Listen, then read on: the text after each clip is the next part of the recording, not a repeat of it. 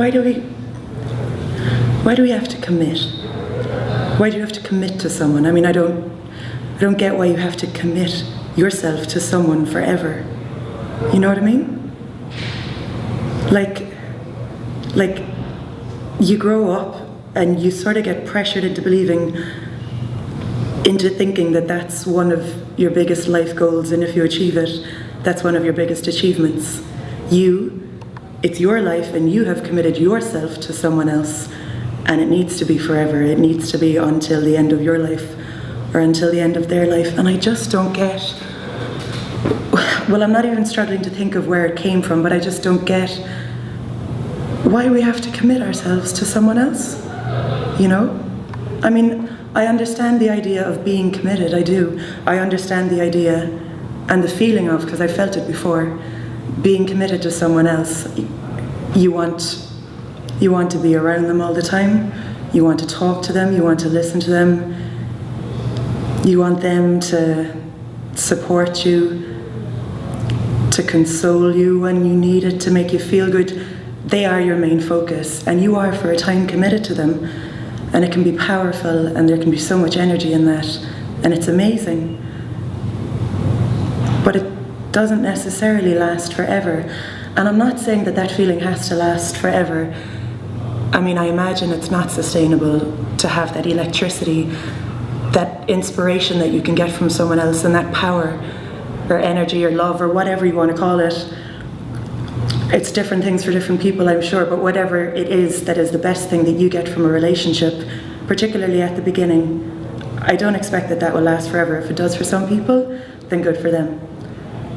I know it changes, and sometimes the things that were so exciting and passionate, they become comfortable and familiar and safe, and that's fine too. And for some people that's great, you know?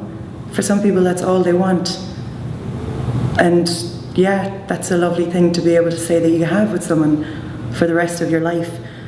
But the nature of the thing is that you change, people change, your ideas change, your experiences change you, and what was good for you when you two first met, it doesn't necessarily stay that way. You know, you've changed, and after a few years, you're no longer learning and growing and experiencing life as I think you should be able to experience it. It's short enough. It's short enough that why can't we want more or expect more or hope for more or try for more instead of just settling for something that was really good at the start, has changed after a while. You've learned from that person, sure, they've learned from you, no doubt. Maybe it gets to a stage when you've learned all you can from each other, and anything after that is not really going anywhere, and it's not helping you to get the most from life or what you want from life or what you deserve from life, I think, and it's not helping them either. But instead of leaving that relationship, you're encouraged to stay. You're encouraged to see it through, to stick it out, to toughen up and just plow on, you know? Because that's what you're meant to do. Because if you leave that relationship, particularly if you're married, and that's what I'm talking about with commitment, like there's this pressure to get married. If you leave the relationship, it's a failure. Like hands down, 99% of people, I think, will see it as a failure. And if not a failure, they'll feel sorry for you.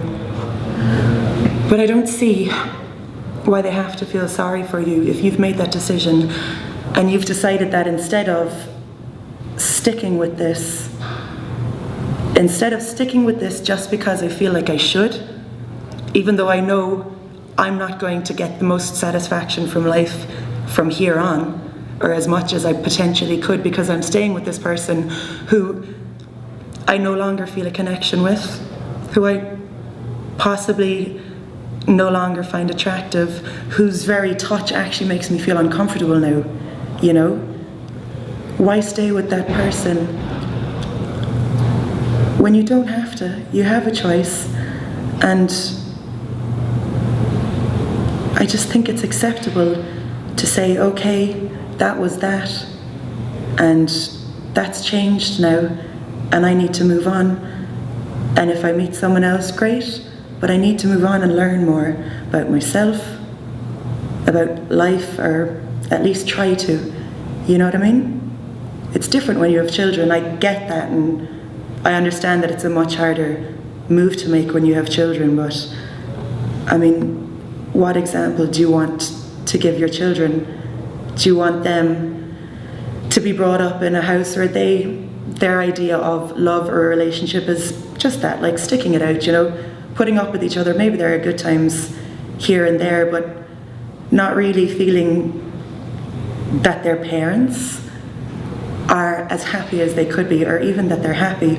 Or do you want your children to say, yeah, mom and dad split up because it was the right thing for them to do, because it made them happier, because it made them happier in themselves, and it gave them the chance to, you know, it gave them the chance to explore life more? And you want your children to do that, surely. You want them to know that they have the right to and the ability to explore life to its fullest and to be happy. But yeah, in saying that, I'm aware that it's not an easy thing. I've done it myself. I have had that relationship, and I have had that passion and that electricity, and it was for a long time, and it was great, but it does often get to the stage where something's just not quite the same, or lots of things are just not quite the same.